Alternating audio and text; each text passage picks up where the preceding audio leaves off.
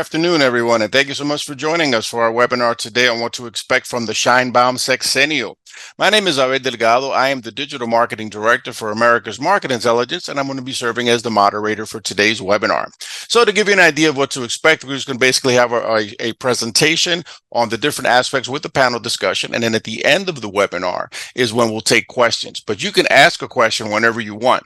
The way to do it is if you look at your user panel, you'll basically see an icon on there that's going to say Q&A. So if you click on that, it'll bring up a window. You type your question into the window and send to us. So we'll get them all and we'll answer all of them towards the end of the webinar as much as we possibly can. And usually, if possible, we stay over to make sure that we can answer everyone's question.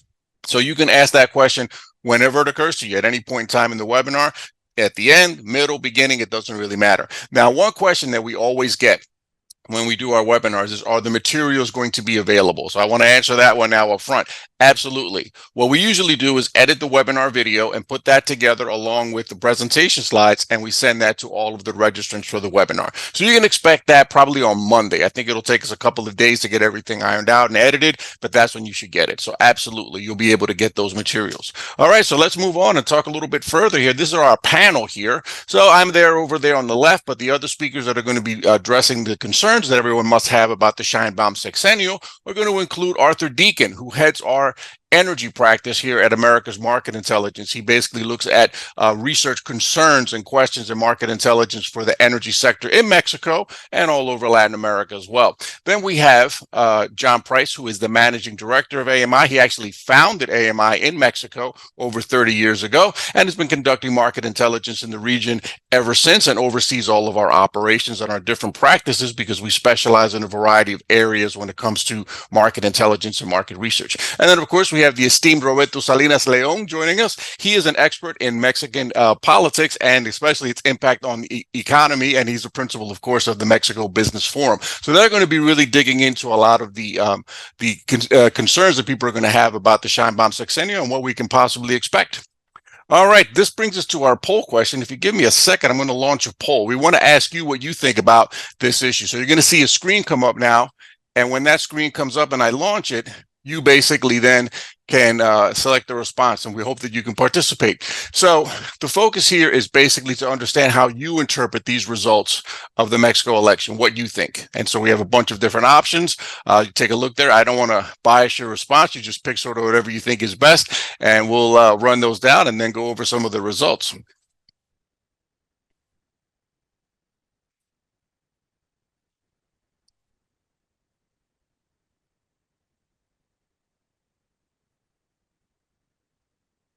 All right, it's great to see that strong amount of response there. A lot, and when the numbers are moving all over the place in that sense, like some of them are going, the bars are going up and down as people register sort of their thoughts, and there's a lot of different options there. All righty, so we are about what, 45 seconds in. Give it another 15 or 20 seconds to maybe tally the final results. Make sure everyone has had a chance to participate, and then we'll show you what the results are.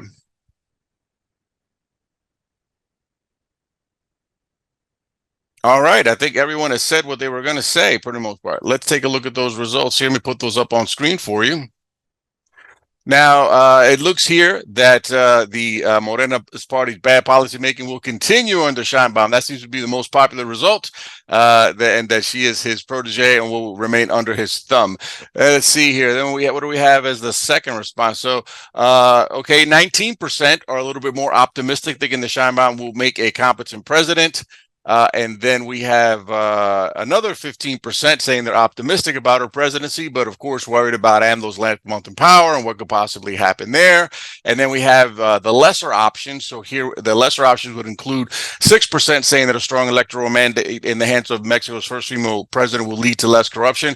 And then we have 5% saying they interpret the results differently. And finally, 3% saying that the Morena party landslide will ensure continuity and thus stability for Mexico.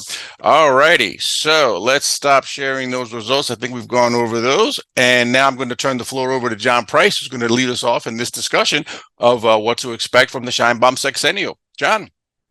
Thanks so much, Abel, and welcome everyone. Thrilled to have everyone here. We have close to 1,000 people who've registered for the webinar. These are numbers that we rarely see outside of our annual forecast. So that speaks obviously to the universal interest in this election. And I would say the thirst that a lot of people have for some sort of answer, some sort of predictability to what might happen. And I don't know that we'll be able to provide that for you over the next hour, but we will hopefully answer some of the fundamental questions that we've seen posed by our clients and others interested in this election. Before we get into the panel discussion, I want to just share with you a couple of context slides just to sort of bring people's knowledge up to even playing field. First of all, if you're not familiar with the numbers, Claudia Sheinbaum won almost 62% of the vote, which was a huge margin of victory over number two, Ms. Galvez, and put her in an undisputed position. In fact, this is, I believe, the largest presidential victory since the sort of modern era that, in my mind, began in 97. At the level of the Senate, Morena and its allies, the Green Party and the Workers' Party, together are just 2 votes short of a supermajority, and that's an important data point. And then in the Chamber of Deputies, they, with their partners, they have more than a supermajority. And although not all governorships were up for vote in this election, I believe there was 9 or so. 7 of those, I believe, were won by Morena. And so they now control 75%, between them and their allies, 75% of the governorships. Now, a supermajority in both houses and as well as at the governorship level provides the executive branch with the tools it needs, assuming it can bring all those votes on the day, to reform the Constitution. And we'll get into what Plan C is, but Plan C is this 30-day window when AMLO will have all of these support in place, but he'll still be in power for the month of September while all these new senators and deputies and governors take office. And that provides him with a unique opportunity to change the Constitution. And that, on the next slide, you'll see, has triggered a lot of concern in the capital markets. We've seen the Bolsa de Valores drop about 20%. That's about $150 billion of market cap that has disappeared since before the election. And in terms of the currency, 11% drop between May 27th and June 12th. So this is concerning to people. Some would say that the peso was overvalued, but the reality is that we've seen a lot of capital flight out of Mexico as a result of this election, and we'll get into why that's happened. And lastly, I wanted to share with you an historic slide. Now, this is looking at GDP per capita in dollars, and that is just one data point. There's many ways to analyze the economic performance of a country, but I find this to be a useful tool because this really speaks to the acquisition power of people. So many products in Latin America, even though they're maybe assembled in Latin America, have a dollar component to them. And in a free-floating currency like the peso, measuring dollar income in dollars also provides some sort of level playing field over time as well as between countries. And as you can see, under AMLO, even taking into consideration the recent devaluation, per capita income in dollars is expected to rise close to 50% over the full extent of his sexenio, versus a negative growth under Peña Nieto, who was widely rejected and a big part of the reason that AMLO won. But as you can see, going back, insufficient growth has been a trigger for change. And so high growth is a trigger of continuity. And based upon this data point alone, we see that why. Now, there's a lot of reasons to criticize AMLO economically, and we have Roberto Salinas, who knows the ins and outs of that better than anybody. But certainly in this very kind of visceral figure that really speaks to the acquisition power of people in Mexico, this is in part some of the explanation for this big victory. So with that, I want to pose a second poll, which is to ask you, how you foresee Claudia Sheinbaum's sexenio, her 6-year term, versus that of AMLO that we've just gone through. And so the answer options are the Sheinbaum presidential term will offer more growth and opportunity than the AMLO term. Will offer less growth and less opportunity. And the third option will be that it will be a similar level of growth and opportunity versus the AMLO's term in office. So we'll give you a few more seconds to capture as many of those responses as possible. But we're definitely trending towards a narrow consensus that things won't be that different growth-wise and opportunity-wise versus AMLO. In other words, there's an expectation that Sheinbaum will be neither more nor less capable of delivering growth than AMLO. Will be very similar. So with that, let's go ahead and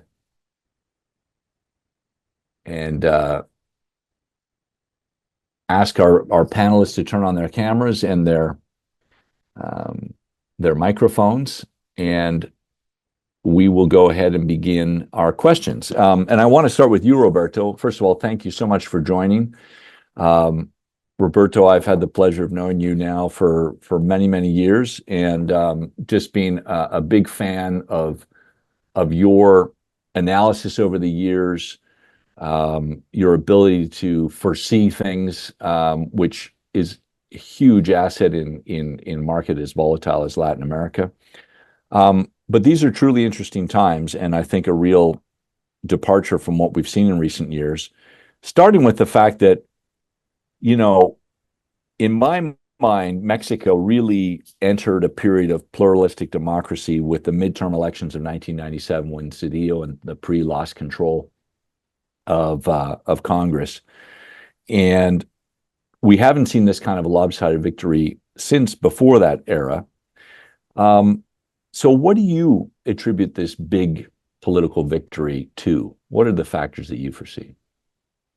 First of all, thank you, John, for having me back on these remarkable webinars. It's always a pleasure to participate with American Market Intelligence. I admire your work a great deal. Well, that's a very large question. We certainly was a shock to many of us, the lopsided victory, the landslide victory, especially some of the governorships. But I think a lot of people, a lot of the voting population voted for continuity, and that figure on GDP per capita that you shared is in dollar terms. But of course, that doesn't paint the whole picture, because we should measure it perhaps in peso terms. Growth has been not mediocre. I would call it miserable. It's going to be less than 1% average growth during the six-year term. But the purchasing power of the regular Mexican citizen, poder adquisitivo del bolsillo familiar, I think that was a very important driver. This has to do with the direct subsidies and the clienteles that López Obrador was able to forge, and the reassignment of funds to be able to target and privilege those groups with direct subsidies. Then you had also the increase in minimum salary, which is only a recognition of a real wage rate appreciation that was already occurring because of total factor productivity integration and a whole bunch of other factors that are impossible to be able to sell from a political point of view, rather than say, hey, I increased the minimum wage. Well, you only recognized something that was already occurring, but that was a gold medal that he attributed to himself. And even with the remittances, John, the vast increases in remittances, which will reach $67 billion this year. AMLO praised it as, well, this is because of my government. Well, yeah, I mean, if you have meager growth, right, people are going to send dollars in. But if the voting population sees as, well, it's thanks to AMLO that now remittances have grown. Yes, it is true, but that's not supposed to be a good thing. But he was able to market it in his master theatrical fashion as a victory of his administration. So I think that all in all, it was the explanation that I would favor is continuity in the purchasing power of el bolsillo familiar. I think that's perhaps the best explanation we can find right now. Yeah, that's a great point. And Fabiola Sicar, who lives in Toronto, is Mexican, asked how much of this comes from the exchange rate. And I think that the central bank and its hawkish posture, which ironically AMLO sort of fought against early on has worked in his favor, because they've created one of the highest real interest rates in the world, which has strengthened the currency and has ended up being favorable to AMLO and the sort of end of term evaluation of his government by your average consumer. I think another big driver of remittances has been the American largesse in different states of their COVID programs that, gave money to millions of people, including those who, are recent arrivals from Mexico and sent that money home. So big drivers. Now, we've talked about it a little bit, and certainly, Roberto, you're well aware of the fact that this Plan C, this 1 month when AMLO is going to have the votes he needs to reform the Constitution. And of course, he put together a document, or his underlings put together a document back in February outlining, I think it was 18 or so different reforms. Now, some would say that some of those reforms are useful, are valuable, are needed, while others are unnecessary, potentially dangerous, potentially stripping of some of the independence and strength of necessary institutions, and therefore a threat to democracy. How would you parse those two between the reforms that you find perhaps useful versus those that are truly concerning to investors and to advocates of democracy? Well, I would concentrate, John, on those that are a threat to liberal democracy. Many are even saying that this is a point of inflection in Mexican politics and a tectonic shift in the Mexican political structure. Some call it a return to the hegemonic regime of the perfect dictatorship of the PRI. I don't think that's right on point, but definitely the one party rule scenario tends to prevail here. Except amid very different circumstances. We have a very open economy, a highly integrated economy, and we live in the 21st century amid tremendous amount of technological innovation and disruption and other opportunities for growth. So I believe that the main threat will come from the plan that AMLO has to strip away the independence of the judiciary. Right, magistrates and judges to be appointed by popular vote. You may end up seeing somebody like Chicharito as a judge, because come on, he's by far one of the most popular. And you don't elect medics, or you don't elect airline pilots or quantum physicists on the basis of popular vote. It's not el pueblo bueno y sabio here. No, you need competent assignment that guarantee neutrality and impartiality in case of disputes, and there are going to be disputes. And in that case, you need a judiciary that is able to be, first of all, free of corruption, which doesn't happen in the lower levels, but certainly for the Supreme Court, that had been a tremendous institutional change in favor of Mexico. So that worries me a great deal, that basically the Supreme Court could be just another rubber stamp of whatever the president, of La Señora Presidenta, says in the case of Sheinbaum. And the other is stripping away or undoing the independence of regulatory bodies like COFECE, the Competition Commission, or the Energy Regulatory Commission, or the Institute of Transparency. These have been, if perhaps not perfect, and there's a lot of room for improvement, but doing away with them, deconstructing everything that was such a hard-won victory for the prospects of liberal democracy in Mexico, and returning to the glory days of caudillismo, early 20th century caudillismo, I think does not bode well. It may guarantee the so-called second floor, segundo piso de la cuarta transformación, the second floor of the fourth transformation. But I don't think it's going to bode well for the investment requirements that Mexico needs in the future. Yeah, I agree. I think there's only two other countries in the world that have elected judges. One is the United States, and the other is Bolivia. And I would say that it doesn't work that well in either of those countries either. Right. We've seen not only in the Trump trial, but we've seen it in, we saw it in the 2000 hanging chit electoral dispute in the United States, how politicized the judicial system can be, and therefore that and like you say, when you have a lesser informed voter base, then it's even more dangerous. And Bolivia certainly is filled with highly politicized judicial bodies. So, Roberto, I'm wondering, you know, AMLO has the technical power to change the Constitution before he leaves office, but Claudia Sheinbaum has to live with these changes over the next 6 years. Now, that can work in her favor. She can always blame him for stuff that ends up being poorly received.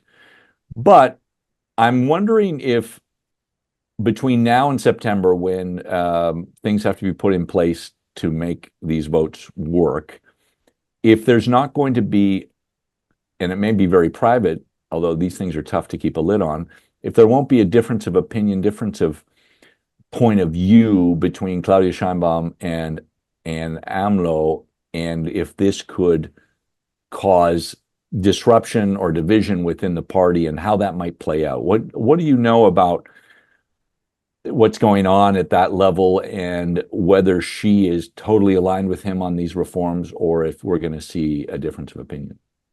Well, she says she's aligned with these reforms, but I'm convinced that she's not. And just the fact that there's the possibility of implementing these reforms in September has driven country risk up, and the premium that has to be paid for Mexican bonds is already costing 3 times more than the savings that would accrue from disappearing the regulatory independent bodies.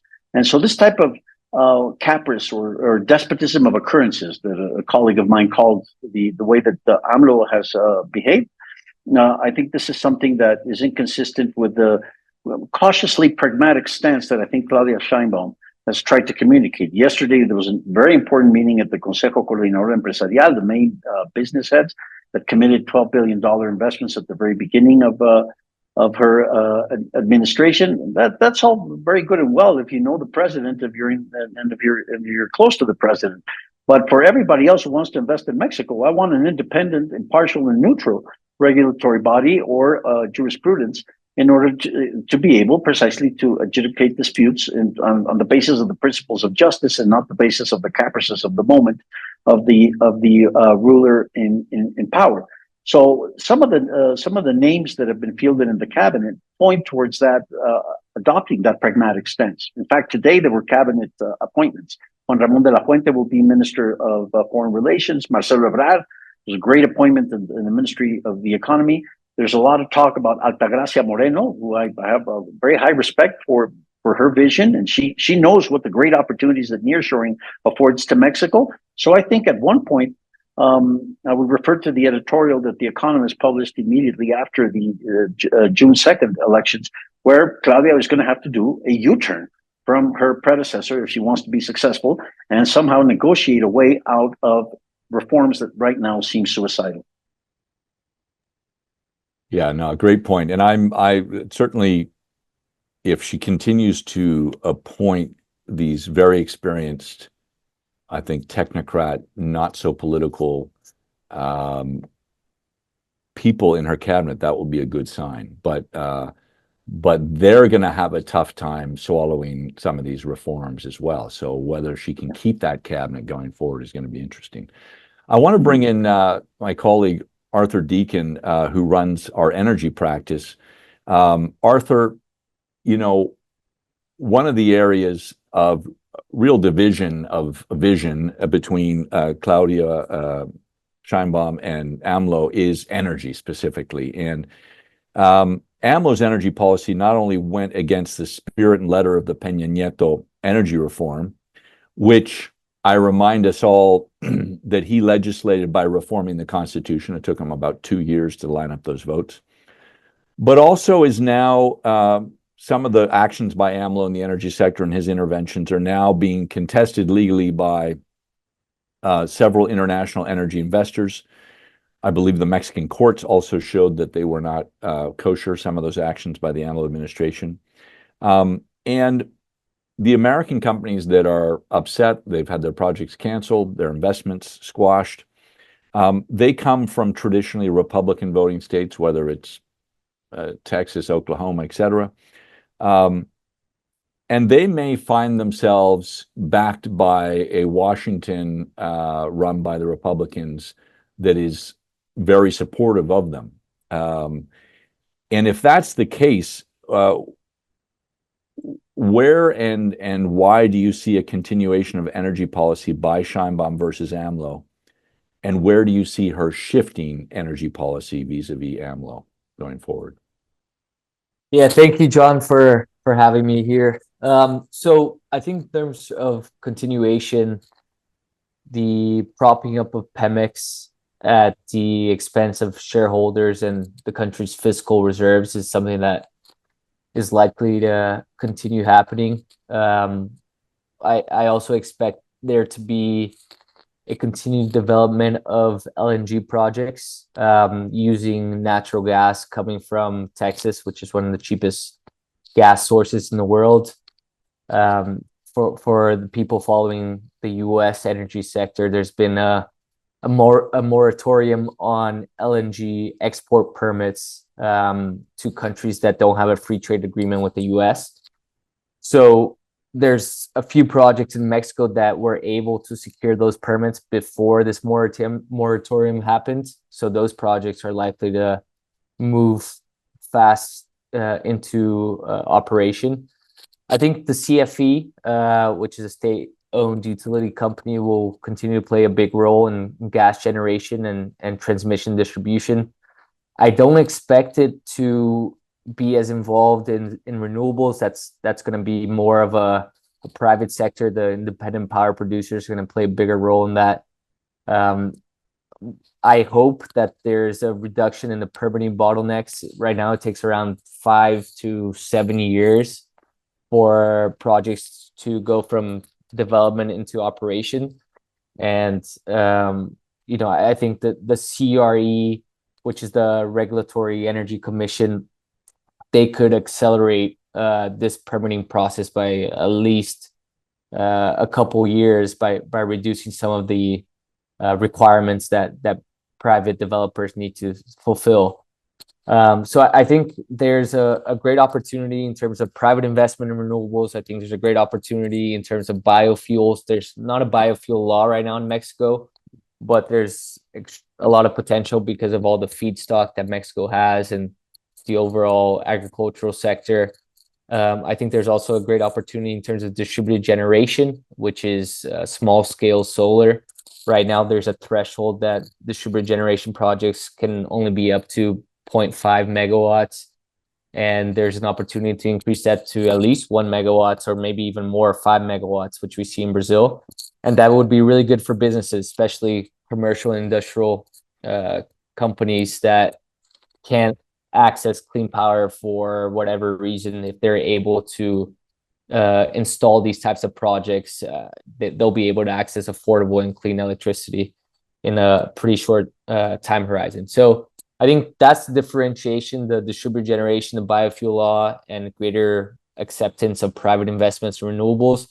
But in terms of continuation, I see, Pemex still being propped up by the state, LNG development continuing, and the CFE still playing a big role in gas generation and transmission.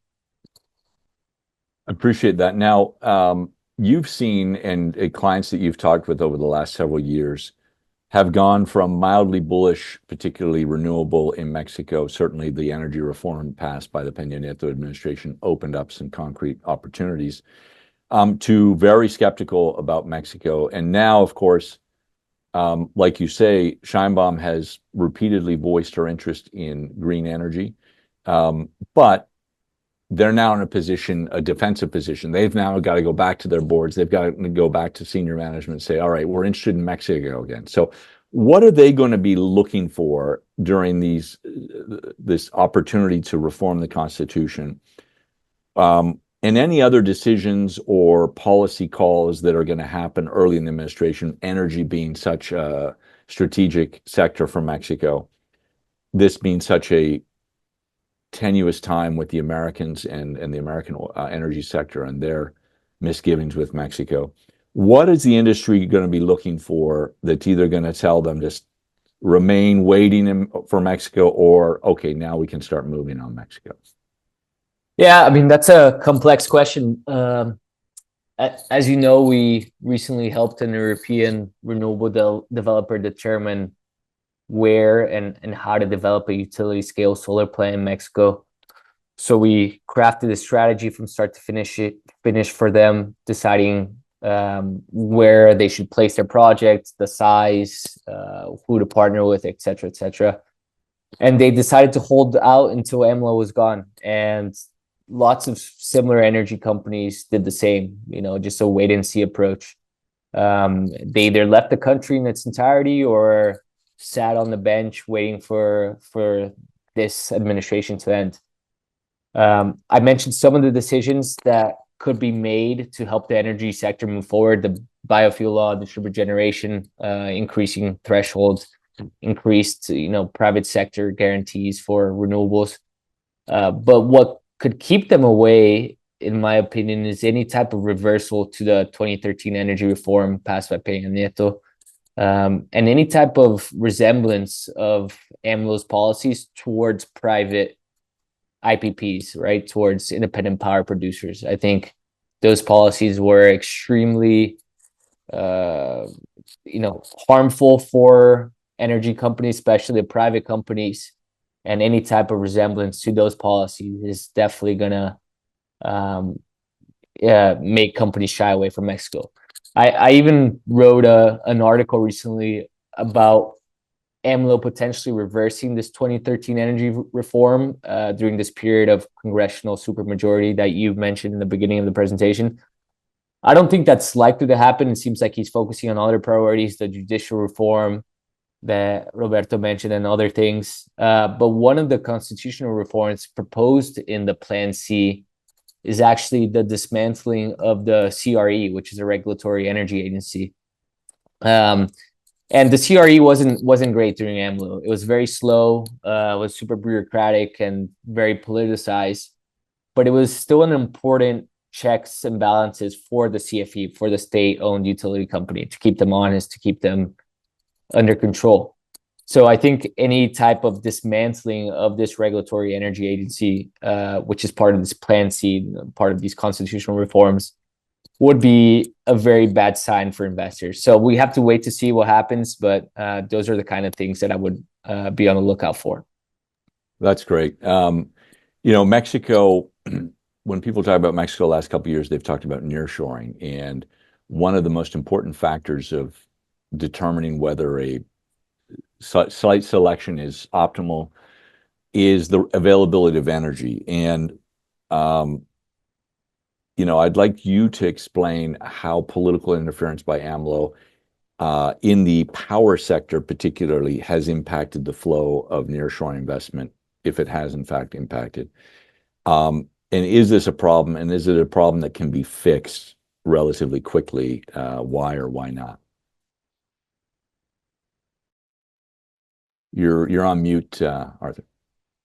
Thank you. So basically, what AMLO did was make it much harder for there to be additional supply in Mexico, especially clean supply. So with all these multinationals having to achieve certain net zero targets, it discouraged them from developing multi-million, multi-billion-dollar operations because they just can't access clean power.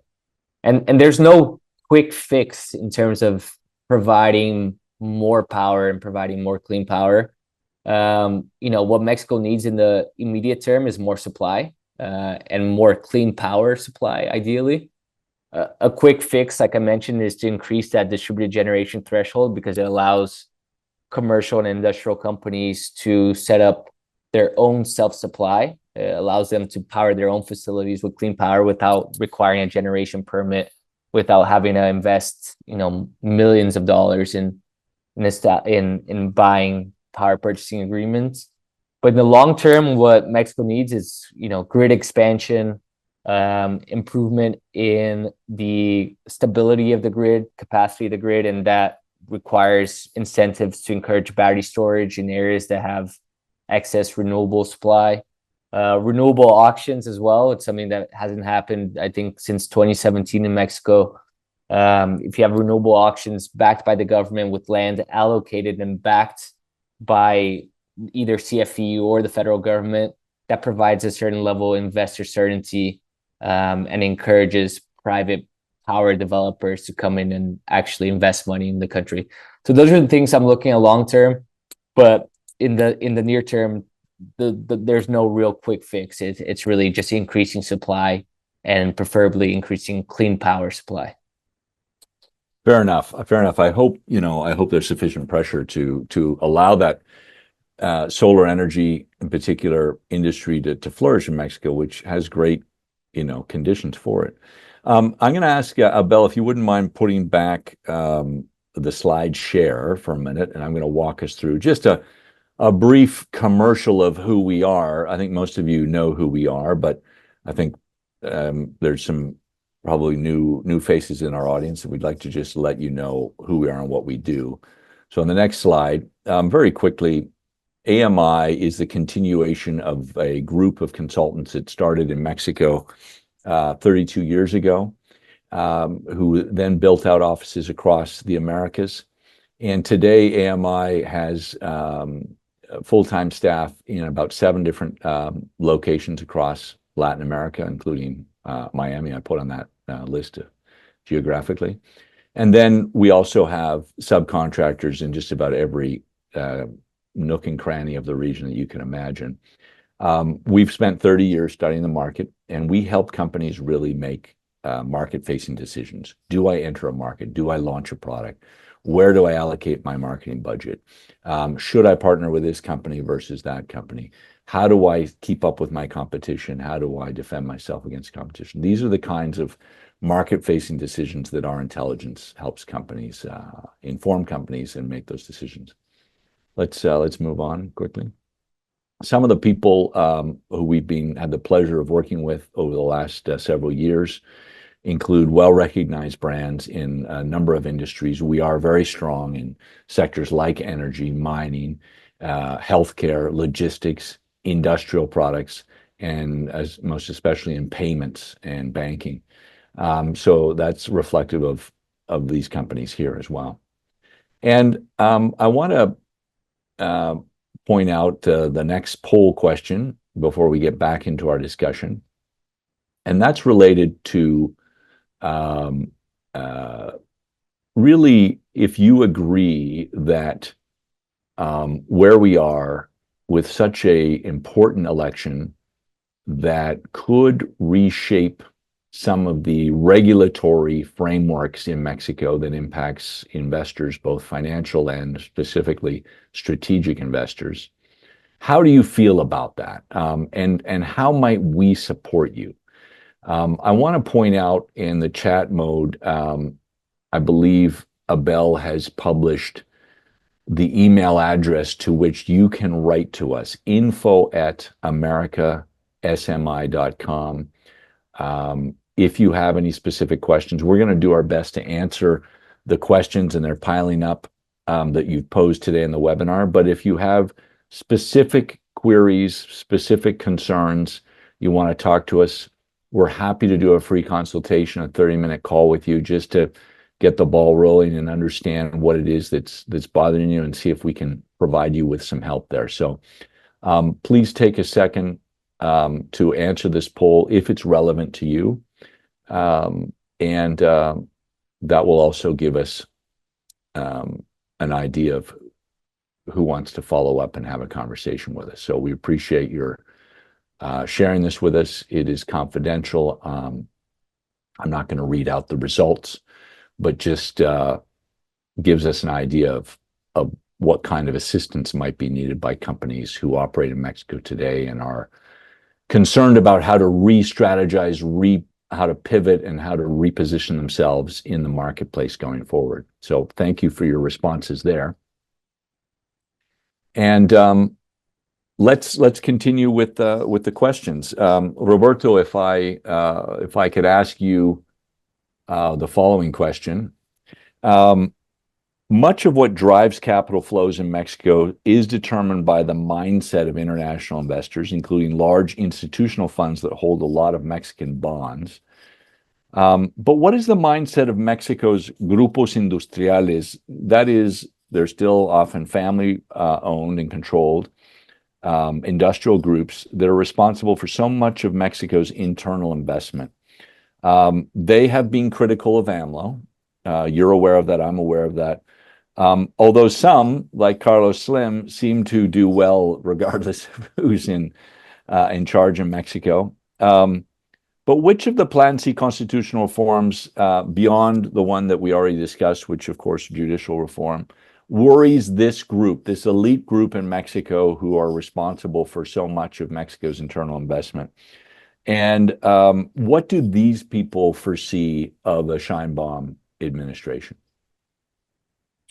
Well, there are a lot of worries about what will continue, but as far as the reforms are concerned, is turning back and basically killing the Peña Nieto energy reform. I think it worries them a great deal, and it worries them a great deal for two reasons: for their own industrial concerns, their own manufacturing investment in manufacturing, a whole host of activities. But in particular, the way that this would significantly undermine the golden opportunity that we have with a nearshoring window. And if you don't have reliable and affordable energy inputs, both natural gas, electricity, and also oil, of course, if we continue with the nostalgia of going back to the supposed glory days of petroleum statism, that's just inconsistent with the needs of a 21st century country that has become a powerhouse in the global economy. John, let's not disremember that Mexico is the U.S.'s #1 trading partner. That's a remarkable accomplishment. And now that we have this wave of nearshoring, and we have Mexico Pacific announcing $15 billion in Sonora and Chihuahua with their pipeline, and you're having Elon Musk saying that he's going to build a plant in Tesla, or Amazon saying that they're going to build this gigantic warehouse in Querétaro. If there's no electricity, or there's not reliable electricity, and they have to become accustomed to rationing electricity, bye. This is not the place. This is not the place to be. So I think that worries them a great deal. Is losing out. The obstinance of continuing with this false energy nationalism is going to significantly hurt those investment opportunities, and I think that's what has them worried about how to rescue some of the good things that were done with the energy reform that Peña Nieto advanced. Yeah, I think people don't necessarily realize that the sort of corporate lobbying that led the Peña Nieto administration to invest the enormous political capital they had to invest to pass those energy reforms was driven by the fact that Mexican manufacturing pays as much as 60% more for electricity versus their counterparts in the United States. Yeah.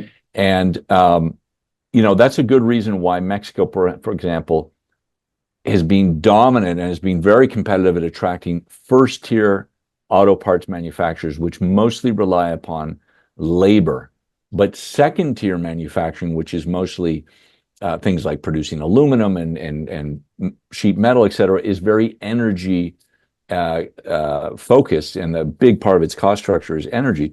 That Mexico has not been that successful at attracting those energy-intensive manufacturing processes. So that was a big reason to do it, and you're right, it would be catastrophic if that was reversed. It's one thing to protect Pemex and CFE in this reformed energy environment. It's another to reverse things, God forbid. Roberto, energy is just one of many challenges that Sheinbaum faces. And, frankly, every new leader begins to assess all the problems that they've inherited and have to deal with, and those that are becoming more pressing. But you've got an underperforming economy, a fiscal deficit, which was actually an asset of AMLO until about 18 months ago when he started to spend like crazy. You've got a fiscally bleeding Pemex, which has always been a problem, but now becomes an acute problem with higher interest rates. You've got record levels of organized crime. No president since organized crime began, some would call it during the De la Madrid administration, has really been successful at curbing organized crime. You've got a renewal process of USMCA in 2026, which is going to shed light upon this bilateral relationship in Washington, is going to bring out the sort of nativist instincts of certain political leaders in the United States. You've got weakening institutions. You've got declining investor confidence that we've seen since the election. Wow, that's quite a plethora of issues that she has to take on. She's only got she's got a lot of political capital, but she has to spend that wisely. Where do you think she's going to prioritize her problem solving? Like you said, I don't know if you said it or if it was another session I was in this morning, but it was predicted that this would be more of a reactive presidency rather than a proactive presidency, because there's so much coming at her at once that a lot of her policymaking is going to end up being reactive as opposed to proactive. I don't know if you agree with that, but where does she focus? It would be a shame if it were a reactive presidency, given, again, the opportunity that nearshoring affords. And at first glance, I think we can be cautiously optimistic about her adopting a pragmatic stance, which will eventually require a U-turn or breaking the umbilical cord from her political patriarch. Now, of all of these crucially important issues, I think security is probably the biggest concern, and probably the one that is going to attract most of her attention from the outset. We can't paint a rosy picture on the figures or try to manipulate the numbers. The reality is that over a third of the Mexican territory is controlled by organized crime, and this poses a major problem. Omar Harfush he was the security minister when she was a mayor of Mexico City, and he's been mentioned as the odds-on favorite to become the security minister. So that will be a monumental task to address. I think the other one is USMCA, John. I think especially if Donald Trump wins in November, and with Chinese investment coming into Mexico, and with all these concerns about losing the autonomous regulatory bodies and the Plan C that we've been talking about, and especially with the independence of the judicial institutions, I believe that's the reason that she appointed Marcelo Ebrard as Minister of the Economy, because he has the experience. He's been through it. He knows Donald Trump well, and he knows the Donald Trump representatives well, and so I think that's going to be, and it should be the top priority, John, because foreign trade has become the life and blood of the Mexican economy. If that somehow suffers, there's going to be, I mean, the Great Recession will seem paltry compared to the type of catastrophic economic consequences it can have, and not throughout Mexico, but also throughout North America. So I think that will be her top priority. What I would recommend also, her top priority should be the fiscal deficit, because it's not just the deficit itself. It's not just the fact that we have the highest deficit since 1982. So this talk about fiscal austerity has really been a much more of a facade and theatrics than reality. But you're also putting in a lot of good money, taxpayer money, into projects that are going to continue losing money forever, like the Tren Maya. From an investment point of view, from a cost-benefit analysis, shut it down. Be done with it. The same thing with Dos Bocas. Some people jokingly call it Cuatro Bocas because it swallowed so much money, 3 to 4 times the amount it constructed, and hasn't refined one single drop of gasoline. So the pressure. How are you going to finance this? You can't repurpose any more money because there's none of these funds that were repurposed for the direct subsidies for the clienteles and to construct these projects. So there's none of that, and you can't go to the central bank and print money because that would require abandoning the autonomy of the central bank. And with that, your investment grade goes. And if your investment grade goes, then we're into a tequila style 1994 economic crisis. So, well, I mentioned only 3, John. We need another webinar to talk about all of this. That's right. No, look, I think a lot of people are not really, when they look at Mexican economic growth, they're not cognizant of the fact that there are two economies in Mexico. There is at least two formal economies. There's the export economy, and then there's the domestic economy. And that export economy is, I don't know the exact number, but I would say 1/3 to 40% of the total GDP. But it is I mean, the GDP growth in Mexico, real growth, during the Sexenio, in terms of that internal component, that 60% of the economy, is probably negative. All of the growth has been driven by trade and the investment that supports that trade. And that's, you could argue that goes back all the way to Salinas, in terms of you've had one part of the Mexican economy on steroids and the other sort of trudging along. So that's a really good point. Let's talk about the U.S. briefly, cognizant of time here. But Mexico's long had just superb diplomatic corps working out of Washington and being supported out of Mexico City, in terms of how they deal with the Americans, and when issues come up, how Mexicans have been very capable of understanding the sort of tea leaves of Washington politics and where to pull strings and where to add pressure. But there's a lot straining relations between these two countries right now. There's border migration, there's fentanyl, there's interference in American energy investments in Mexico. Sheinbaum speaks English, and that's certainly a plus. But what are the biggest bilateral issues with the United States, and which ones are you concerned about could really unravel badly for her administration? I think that the two that will probably be prioritized in the relationship is curbing migration flows, and not so much Mexican migration flows. Most of migration in Mexico is actually between those states that are linked to that foreign trade that you talked about. This is the thesis of the two Mexicos, right? The second world Mexico versus the fourth world Mexico. Most of our migration flows are international migration flows, but it's from Central America, from Venezuela, from South America, and from the Caribbean. So that's going to be a very big issue, and I think fentanyl is an absolutely crucial issue. But that, to tell you my perspective on the matter, that requires a North American approach. That requires a collaborative approach. What Eduardo Guerrero has said, we need to sign the NAFTA equivalent of a security North American pact. I think that would be a great step forward. Thankfully, she has appointed a very experienced and very recognized name in Mexican diplomacy, Juan Ramón de la Fuente, to be our Minister of Foreign Relations. So I would expect that there will be a real commitment. It's a credible show that there will be a real commitment to try and tackle these problems. As far as the U.S. investments that have been damaged by the statist nationalism of AMLO, that will eventually come to the fore. I mean, the Biden administration has pussyfooted around the issue and has sort of skirted the fact that it needs to go to a trade dispute.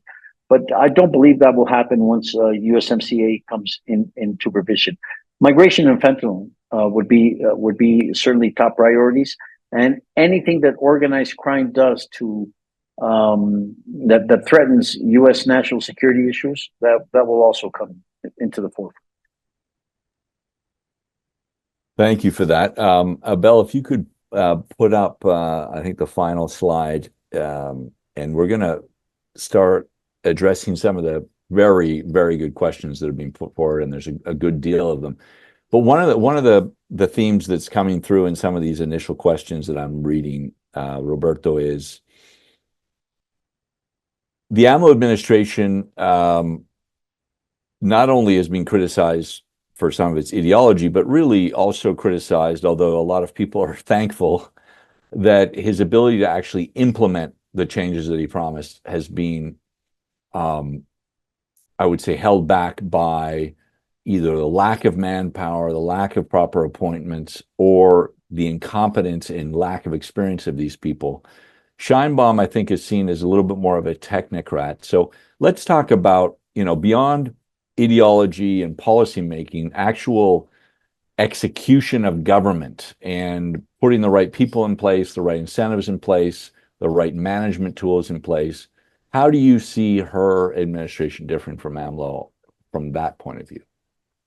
I think it'd be less ideological, less polarizing, and much more pragmatic in its approach. What needs to get done independently of who's who in the political continuum, and who believes what ideas. I mean, part of AMLO's mastery of political theatrics depended very much on an us versus them mentality, on that what Moises Naim calls populism, polarization, and post-truth.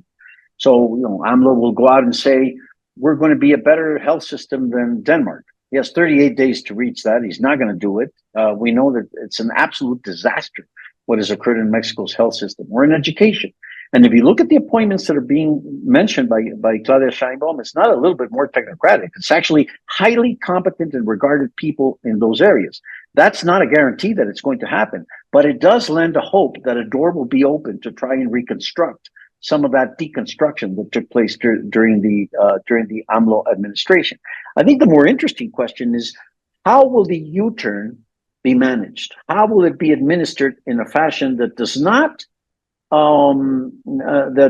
perturb and does not directly represent a hard stop or a sharp break with the umbilical cord? Because at the end of the day, the factor that controls Morena is AMLO himself, right? This is why we're having a tectonic shift in the political structures of Mexico. So again, I'm cautiously optimistic that these appointments will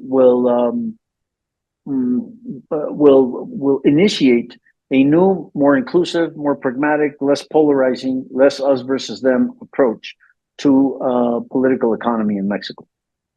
Sure. This last year or even year and a half, when the peso is being rather strong, the luxury goods market has done extremely well in Mexico. We work with companies in that space, and they've told us they've done very well in Mexico.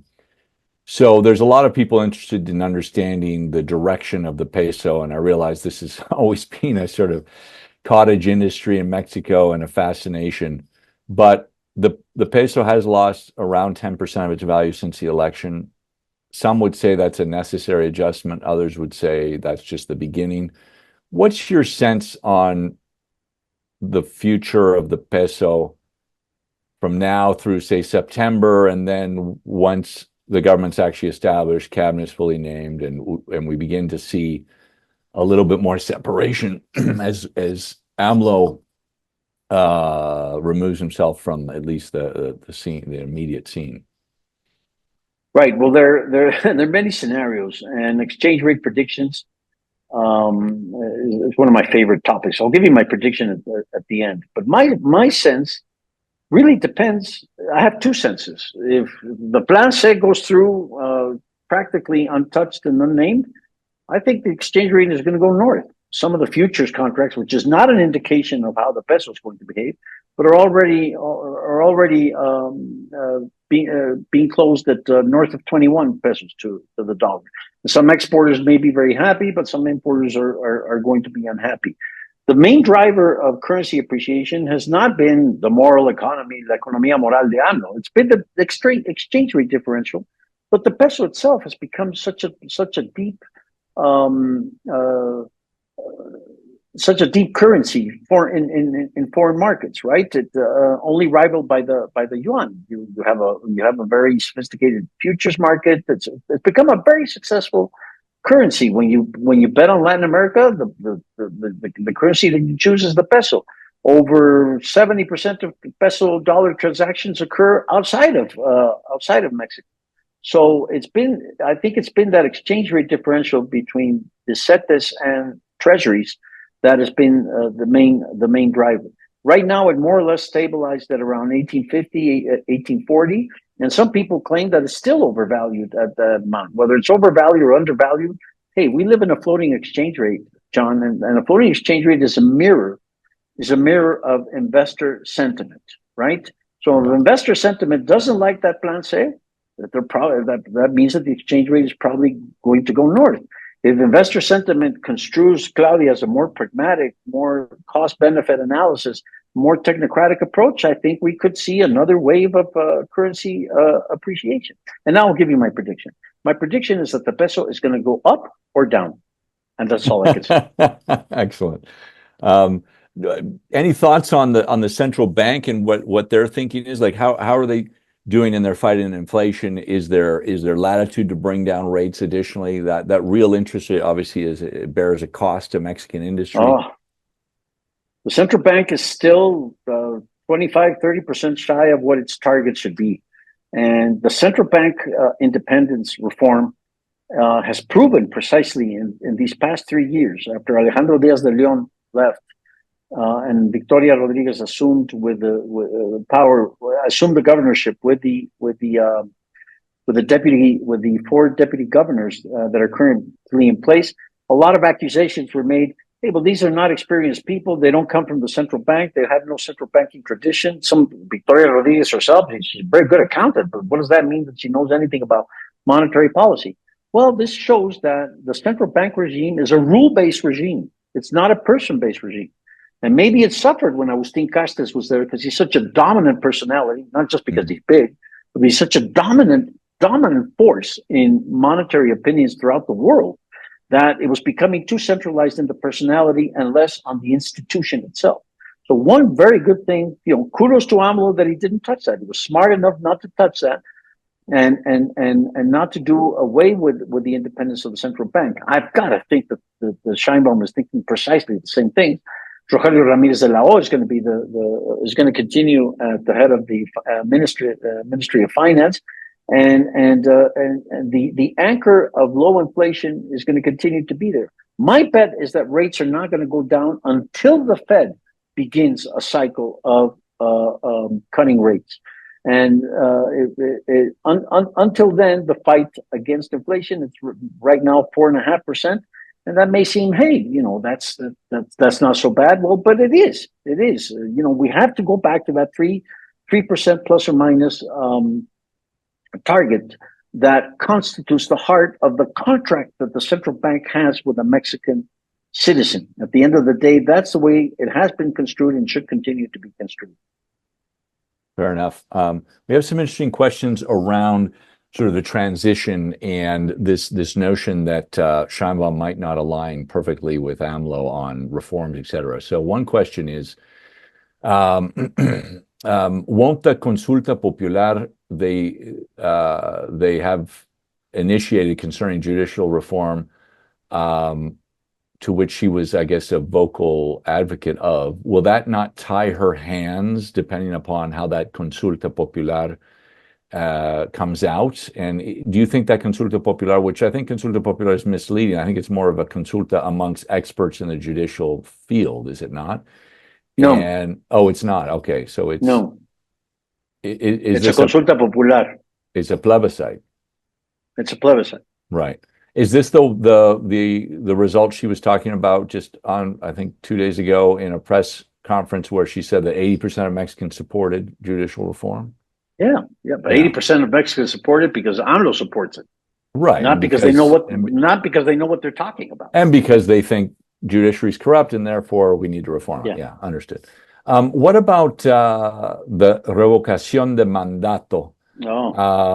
And first of all, what is that in this context? And how does that weigh upon Sheinbaum's ability to govern differently from AMLO? Oh, that's a great question. Revocación de mandato is that into the midterm elections in 2027, Mexicans now have, as a result of a reform that AMLO passed, the opportunity to, again, do a referendum on her mandate. And if that referendum is not there, then theoretically that could lead her to Claudia Sheinbaum's destitution. This is the espada de Damocles that some commentators claim, and that I've seen in some of the questions, and that is the main string that AMLO will hold to be able to continue to control Sheinbaum. Because if he mobilizes the masses, and we know how incredibly well he does that, he could generate a citizen movement that calls for revocation of Claudia Sheinbaum's mandate, and that would be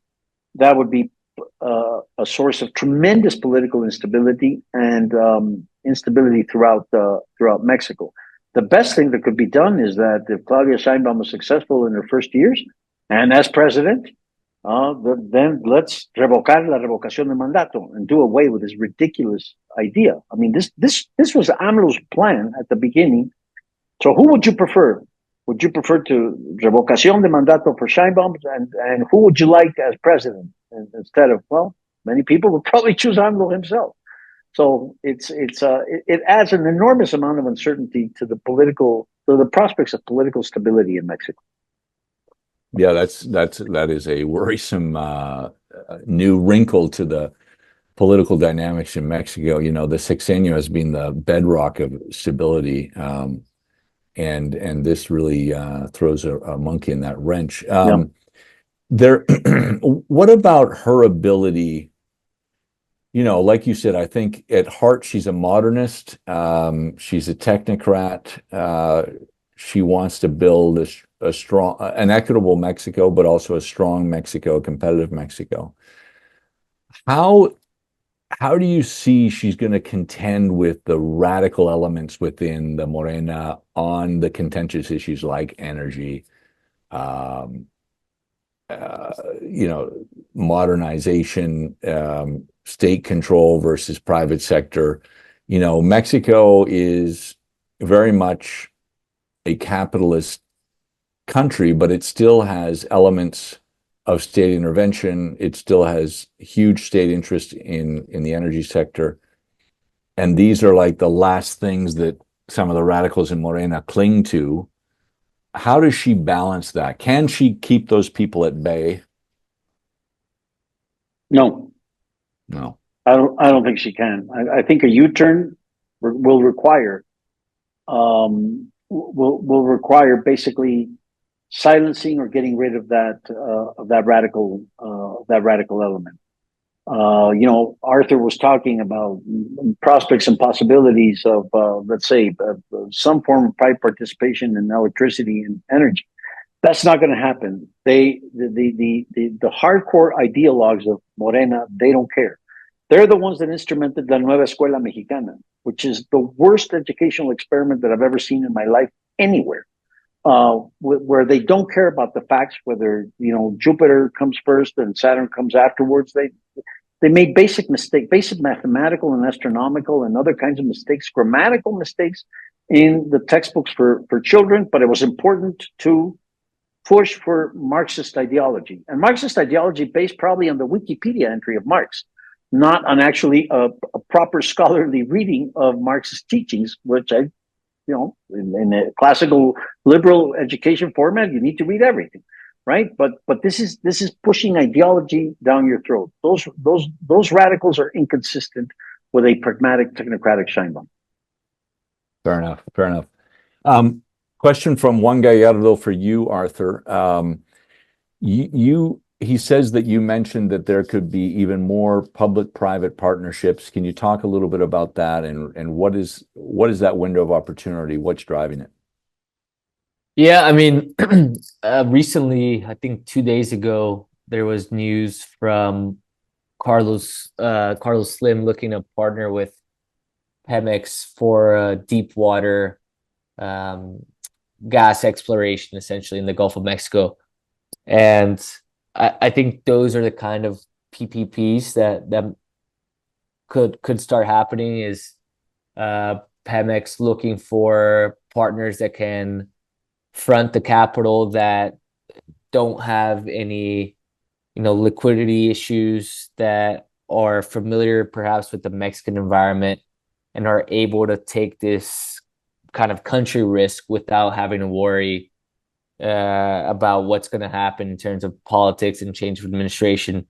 You know, New Fortress Energy was the original partner for Pemex for this deep water field in the Gulf of Mexico, and they pulled out because there was some pretty unfair, crazy conditions imposed by Pemex. Essentially, they wanted New Fortress to finance a project up front with very minimal guarantees and essentially take on the entire risk. So I think foreign companies, foreign investors are going to be much less likely to come on board with these PPPs. But when you have deep-pocketed local families or local investors such as Carlos Slim that already know the environment, that are comfortable with it, those are the kinds of PPPs that I really see moving forward. Is when you have a very strong connection with either Pemex or CFE or Morena and Sheinbaum. Those are the kind of projects that I see moving forward. Great, thank you. Roberto, I think you have to leave if I'm not mistaken. If you can stick around, great, but let us know if you have to take off, in which case I'll. No, John, I can stay on for another 15 or 20 minutes. Oh, great. Okay. As much Terrific. as I can. I've read all the questions, by the way. Congratulations to our audience. These are great questions. I hope I can take the time to answer those that I do not try to answer here in writing, because I really think there's some key questions there. But I'll stay on, John.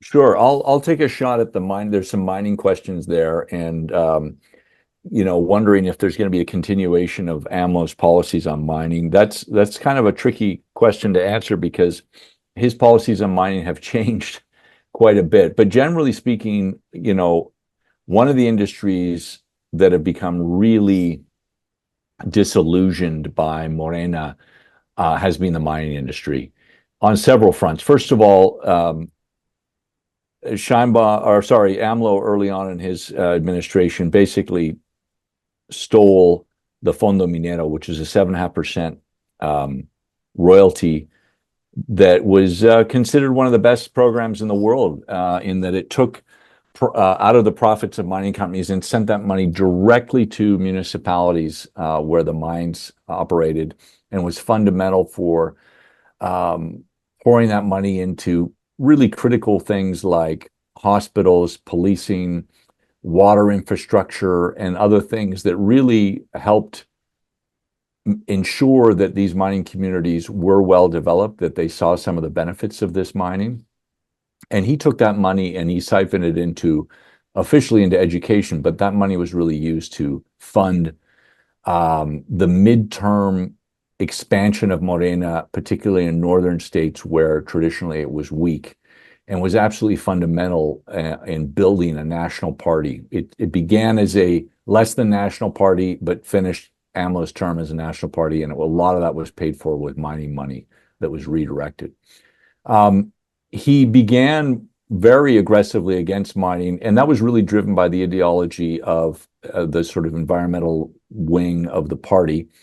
But as other areas of sort of wealthy investors in Mexico took their capital out of Mexico, and as much as $100 billion left the country in the first year he was in power, he realized that mining can't go anywhere and that he could actually use the industry.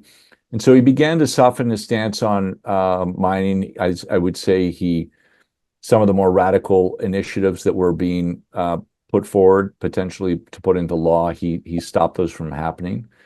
But I think at the end of the day, Morena is not a party that comes from traditional mining jurisdictions, the way, say, the PAN does, and is not a party who truly understands the economic benefits of mining. And therefore, the idea of banning open pit mining, which is not something Mexico's alone on. There's a lot of countries in the world that have banned or will ban open pit mining.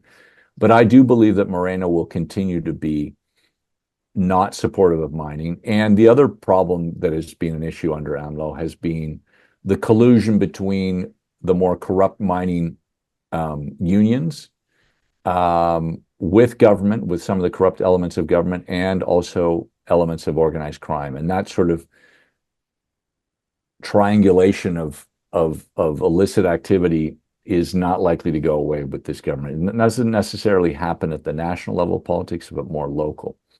And so I don't see Morena being good for mining, basically, is the bottom line.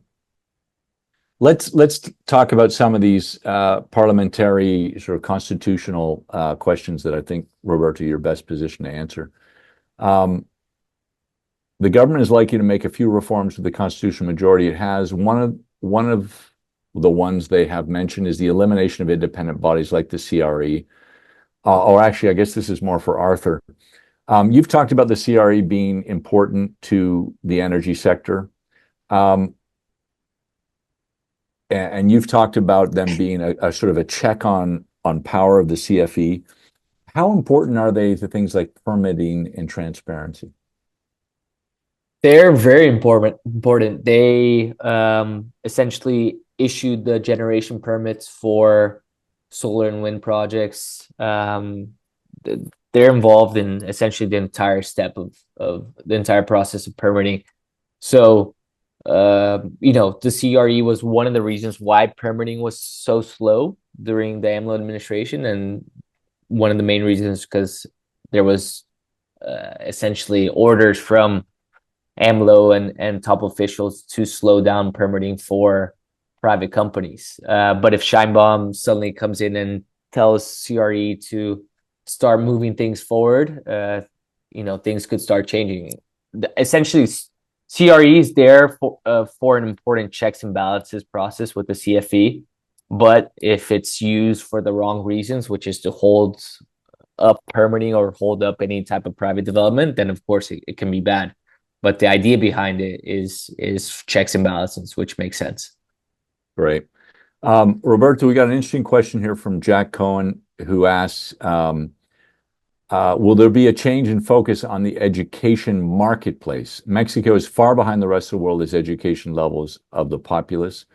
Public universities are at capacity. Will the government begin supporting students with grants and loans under this new administration? How about support for private schools and the expansion thereof? Any thoughts there? Yeah, sorry, having a bit of a glitch here.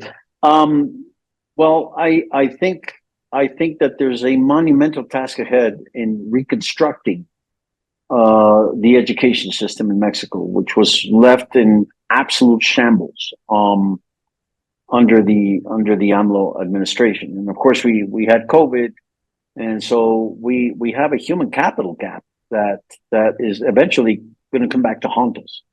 And that will require, in some form or other, much greater participation of private investment. I would also love to see a far less ideological approach to the Technology Commission, where we have the equivalent of somebody who Dr. Alvarez Bulla, who claims that her mission was to end neoliberal science, whatever that meant. I didn't know that there was a neoliberal quantum mechanics or neoliberal higher mathematics or higher order logic. But that ideological fight aside, I think there are great opportunities in education. But look, if you want to take advantage of the nearshoring of the nearshoring window of opportunity, one of your requirements is human capital. Even Nuevo León, which is far and away the most competitive or the best prepared to capture this wave of nearshoring, only 3 in 10, according to recent polls of potential candidates for positions in manufacturing and other initiatives meet the qualifications. And so, unless we are willing to import engineers from elsewhere, or more competent people from elsewhere, or outsource services, that's I think going to be a major requirement for Claudia Sheinbaum. And the persons that are being mentioned in the ministry, once again, are people that have this very much in mind and would probably have a more pragmatic stance. I'd like to go back because you were going to ask me a question on mining, but then your own account was fascinating. I think a lot in the Morena party on mining and other issues like fracking and even renewables, they don't really understand what it means. It's just they know that it means something with private investment, and that's what they dislike.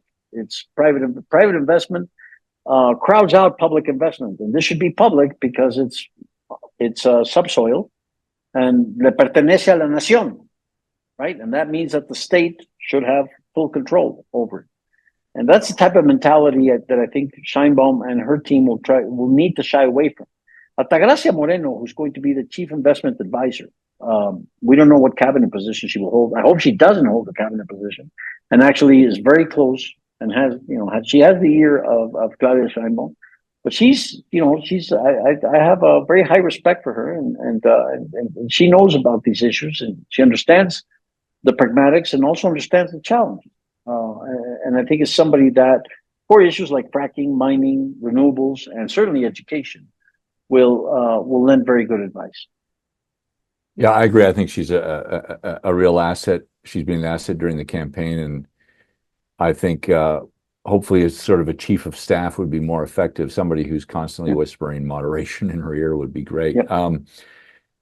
There's a question here that, I hadn't even thought about, but, one of the great changes in leading Latin American economies in the last 15, 20 years has been the creation of privately managed pension systems.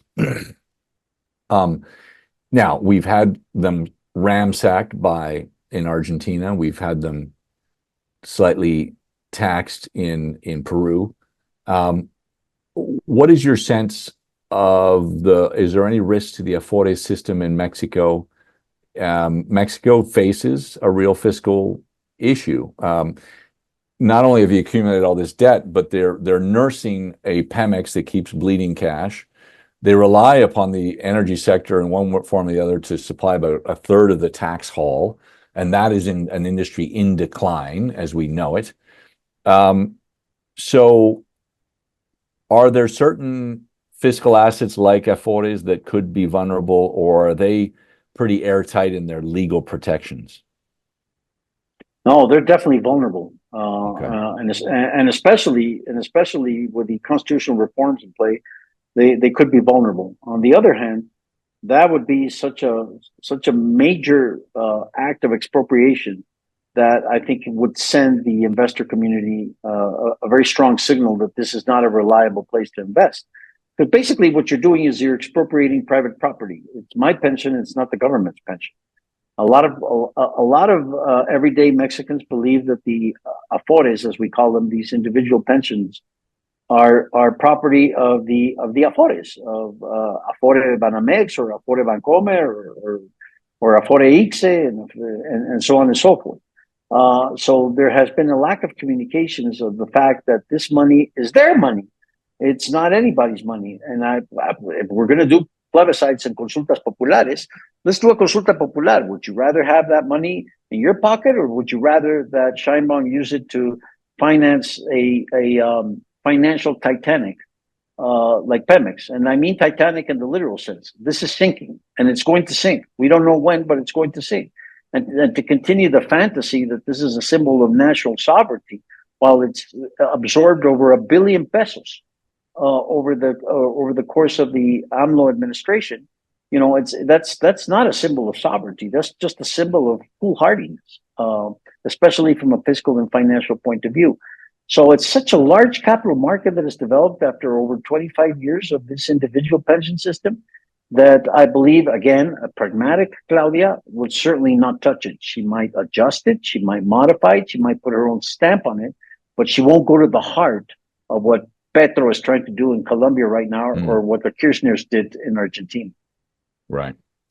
Now, we have more questions about mining, so I want to shift to, open pit is actually, is on the block of potential reforms that could be passed in September. But there's also the issue of lithium mining, where I guess the government took the position that they weren't going to allow private exploitation of lithium. They want to sort of save it for themselves. And we've seen this policy in Bolivia, and in neither country do we see real development of lithium mining. It's only in the countries that allow the private sector to invest, namely countries like Australia, Chile, Argentina, that are seeing expansion in lithium mining. Given that lithium has a kind of a, green energy wrinkle to it, and is therefore somehow more acceptable amongst voters who don't know much about mining than, say, traditional mining, Do you see, is there any appetite, do you think, to be more supportive of lithium mining in Mexico and allow the private sector to exploit this opportunity? Yeah, that's a great question. Now, I don't know much about lithium, but some sources have told me that it might be a short-lived commodity. So it might turn to be more elastic than inelastic in the future. And if that happens, we will have lost a very good opportunity not to exploit those lithium resources, particularly in states like Sonora and Chihuahua that have a great deal of lithium reserves. Now, AMLO, when he supposedly nationalized lithium, it was already national. John, Article 27 of the Constitution says that anything in the subsoil pertenece a la nación. So it was just an act of showmanship and of political theatrics. This is ours, and I'm going to nationalize it. But it was already national. Now, if it's national, you can go ahead and outsource and construct alliances, as was being done with let's say with deep sea water drilling, without surrendering national ownership of that asset, but being able to develop it and being able to share the spoils. You could charge a gargantuan royalty or the royalty that you want to private developers. And what has happened since he created Litio MX, Litio Mexicanos, as Petróleos Mexicanos. Now we have Litio Mexicanos. Nothing has happened, and that's very unfortunate. So Sheinbaum would need to reverse this idea that of a state monopoly on lithium, and there's not money to develop exploration and exploitation in Pemex. Where are they going to get the money to do that for lithium? Right, fair enough. One of the issues that Sheinbaum has raised several times in front of the banking community is concern about lack of access to credit for the vast majority of Mexicans. And what is the banking industry going to do about it? I would characterize Mexico's banking industry as well behind the rest of Latin America's big economies in terms of opening itself up to open banking, to really adopting real-time payments and other instruments that help the underbanked. The Mexican banking industry has probably been the biggest obstacle to the democratization of finance in Mexico. The fintech industry has done, in spite of all the obstacles, has done a phenomenal job at developing new innovative ways to help the underbanked operate in an increasingly digital economy. But this idea that the government might intervene and put caps on interest rates for loans or oblige banking to subsidize lending practices to certain people who qualify. Any of those sort of policy ideas floating around that could be quite disruptive to the banking sector? Well, I think that's what the more ideological branch of Morena would like. And some would even say, there should be zero interest on loans for small and medium sized. Okay, well, fine. So you don't understand what credit is, and you don't even understand what an interest rate is. And there's no point in there's no dialogue. There's no possibility of dialogue with that more radical ideological branch of Morena. I think there's a tremendous untapped potential in that arena, and especially for digital banking in Mexico, and for micro banking, for microfinances. There's already some institutions that have delved into this very, very difficult banking tropic, but it's one that could lead to that could unleash that untapped potential. Much of it has to do, in my opinion, with some of the excess regulatory burdens that new banks face to enter the banking system in Mexico. And you yourself, John, and your team have pointed out in some of your fantastic contributions at American Market Intelligence how Mexico lags significantly behind Brazil or even Colombia, Peru, and other of its Latin American counterparts in banking, despite despite having this wave of full-fledged integration with North America. So that would require a much more flexible and relaxed attitude towards regulatory obstacles to be able to motivate greater investment, to act as an incentive for greater investment in micro banking and banking for micro enterprises, as well as to issue microcredits to everyday Mexican citizens. They do it themselves, but of course the interest rate is gargantuan, right? You don't want to be paying 10% interest rate on a monthly basis. But they do it. They're able to organize their tandas, and they're able to organize their finances. And the Central de Abastos in Mexico City is a whole informal, incredible financial system that has emerged spontaneously in the absence of having those formal institutions do a much cheaper, much more cost-efficient way of financing.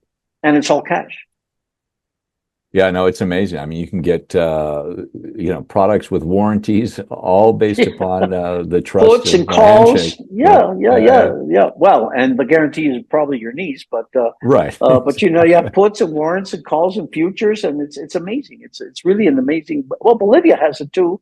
Other countries have it too. In Los Altos in Bolivia, it's an amazing experiment of the depth of a financial market that has emerged simply because there's a need for that. Yeah. But of course, it's very inefficient. It's mostly a cash business.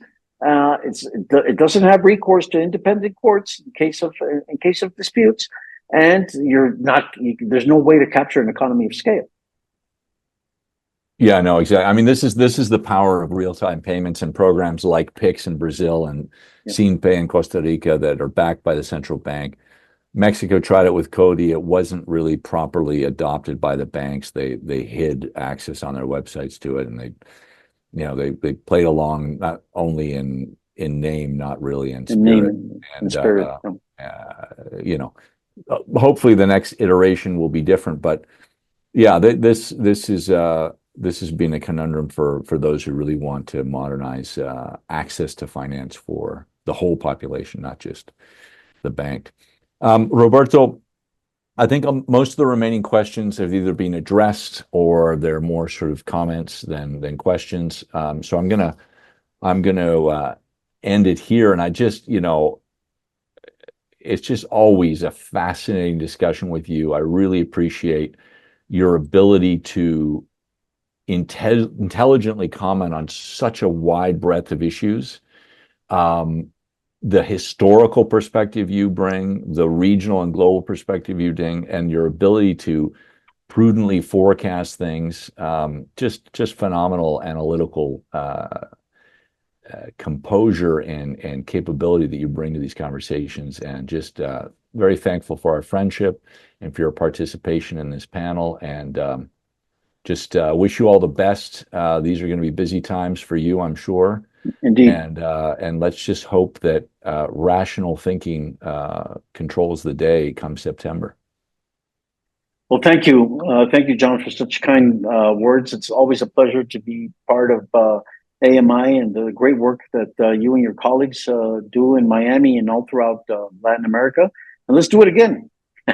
Absolutely. Thank you, Roberto. And a reminder to everyone to please write us at info@americasmi.com with your inquiries, and we'll be pleased to be in contact with you about those. Thanks, everyone, for tuning in. And again, thank you, Roberto, Abel, Arthur, who I know had to leave the call. Thank you, guys. It's been a pleasure.